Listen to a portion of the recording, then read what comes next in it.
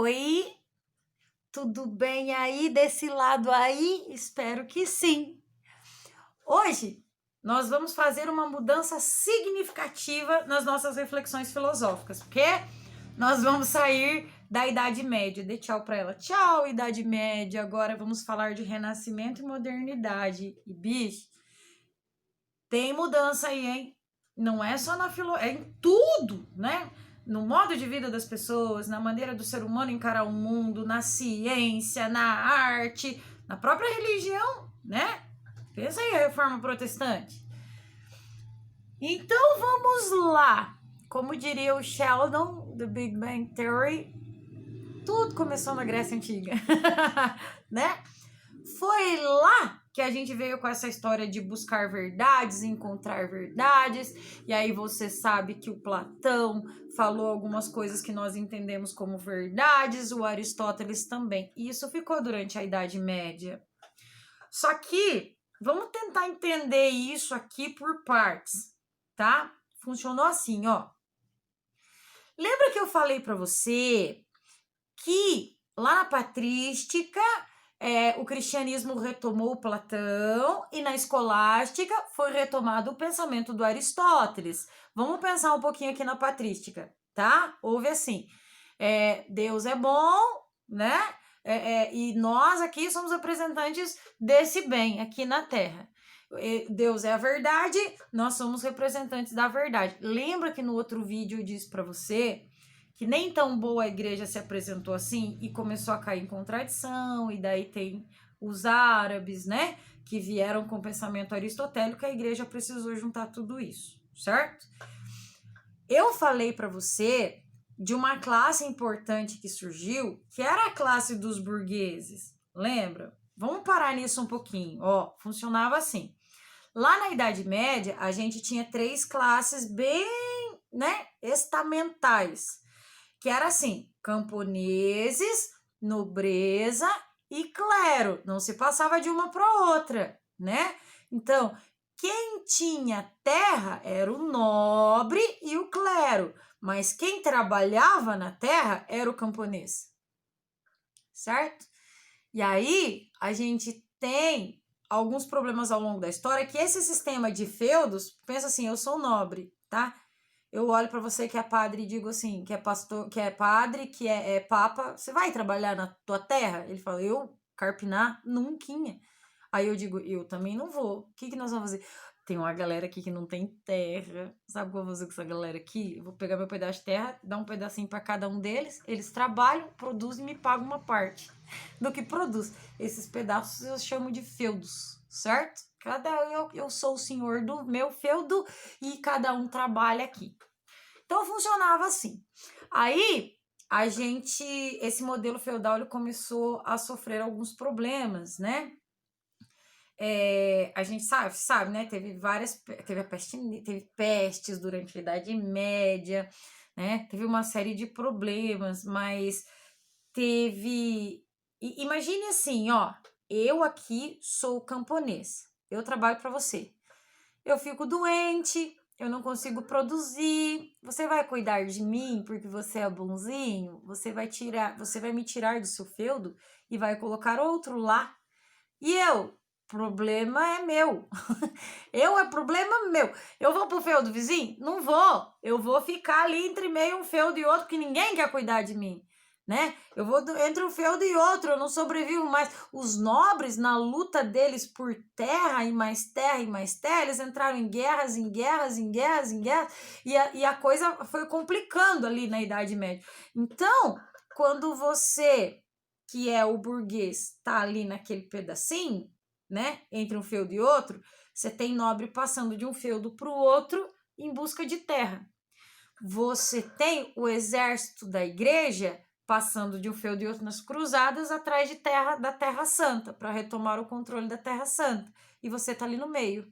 Você não tem terra, você é um João Ninguém, mas você sabe trabalhar, você sabe produzir, né? Você sabe produzir. E aí você começa a produzir coisas para vender para essa galera, claro, né? Só que a Igreja Católica dizia assim: se você tem 2 camisas e o seu irmão não tem nenhuma, você dá uma camisa pro seu irmão, não é? Sabe o que o burguês fazia? Ele produzia uma camisa e vendia pelo preço de 2 para o seu irmão. Porque ele vivia na base do lucro. Ele ia viver do quê? Eu não tinha terra, não tinha nada, ele vivia do lucro. A igreja não gostava disso. Eu acho que eu falei um pouco disso para você.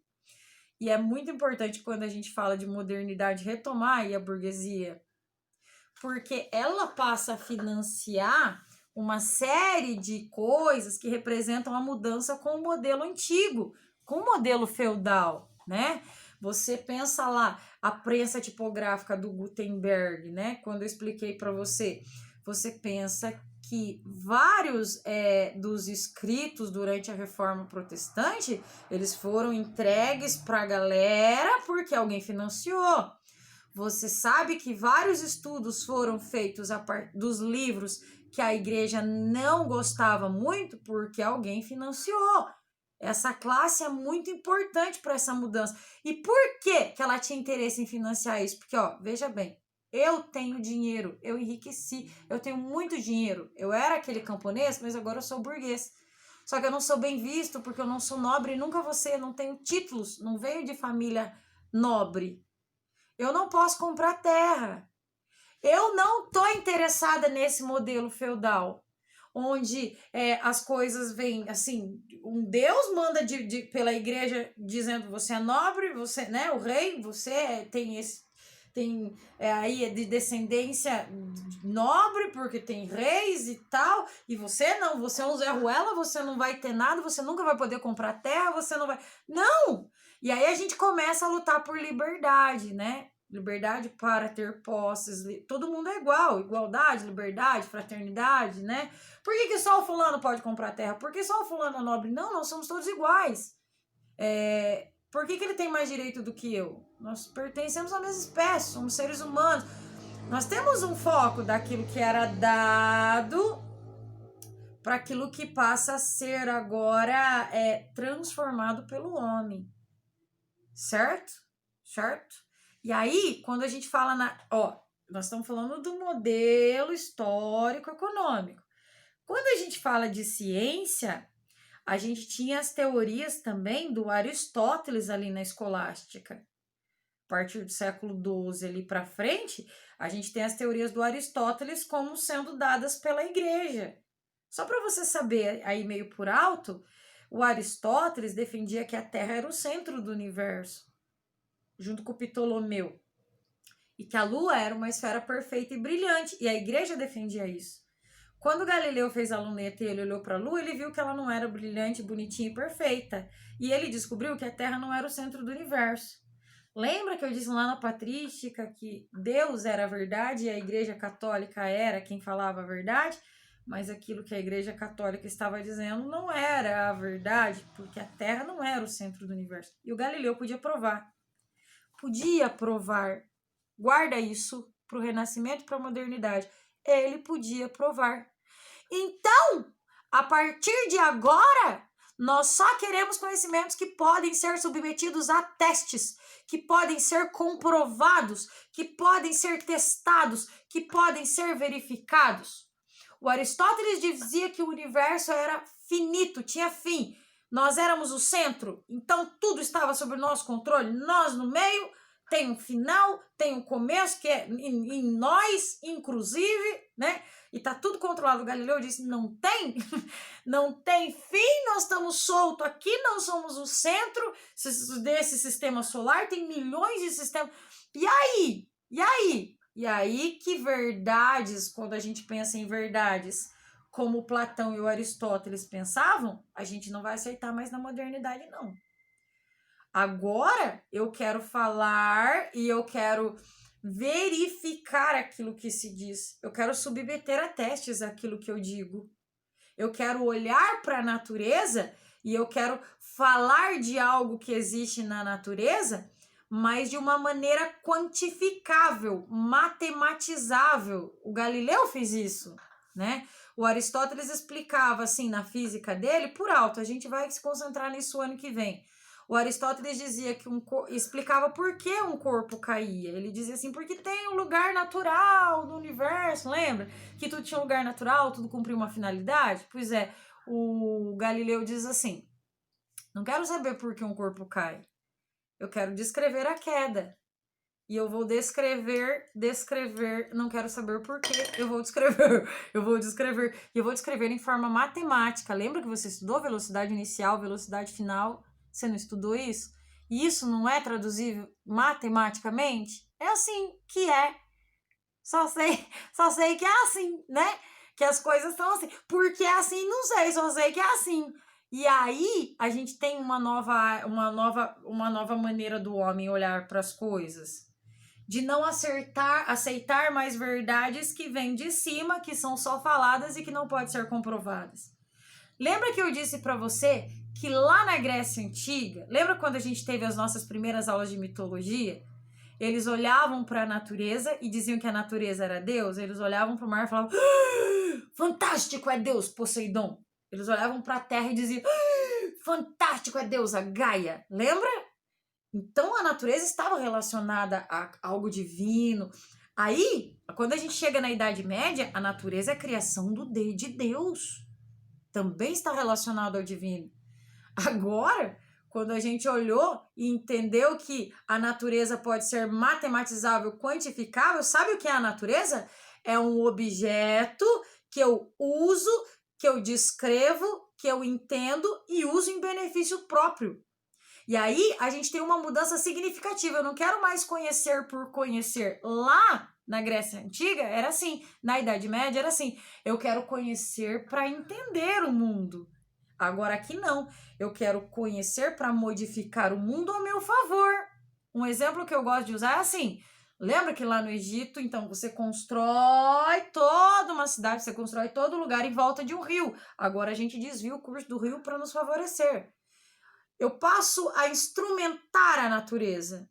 A natureza é um instrumento que serve a meu favor enquanto ser humano, né? Eu modifico a natureza a meu favor. Se eu descubro a energia elétrica, é para usar a meu favor. Eu não quero só entender que existe isso, aquilo. Então, nós temos uma visão muito diferente da modernidade. E, principalmente, a gente tem como um fator importante a dúvida.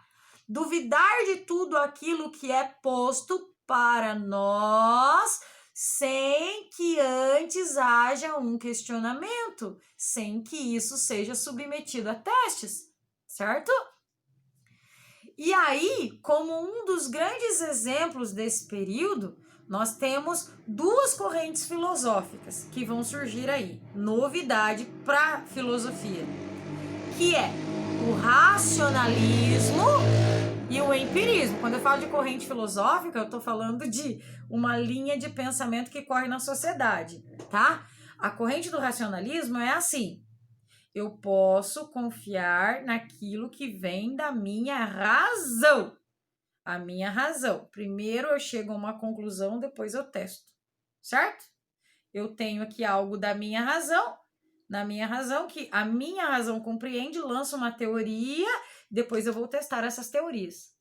Tranquilo? Ó, o racionalismo acredita no poder da razão como para buscar um conhecimento seguro. Então, assim, ó, a minha razão encontra uma regra e eu vou submetê-la a teste.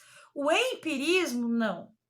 Ele acredita, é uma corrente filosófica que vai acreditar naquilo que só pode ser submetido à empiria. Empiria, anota aí, significa experiência. Qual experiência? A sensível, audição, visão, tato, olfato, paladar. Eu só vou tomar como verdadeiro, dentro do empirismo, aquilo que passou pela experiência, que eu posso ver. Então, tchau, metafísica. Não quero mais saber o porquê das coisas, eu quero submeter as coisas a testes. Posso submeter a teste? Objeto de conhecimento. Não posso submeter a teste? Não é objeto de conhecimento. Certo? Então, ó, empirismo e racionalismo, certo? A razão como forte para o processo de conhecimento e a experiência forte para o processo de conhecimento. Nós vamos estudar os filósofos das duas, vamos com calma aí.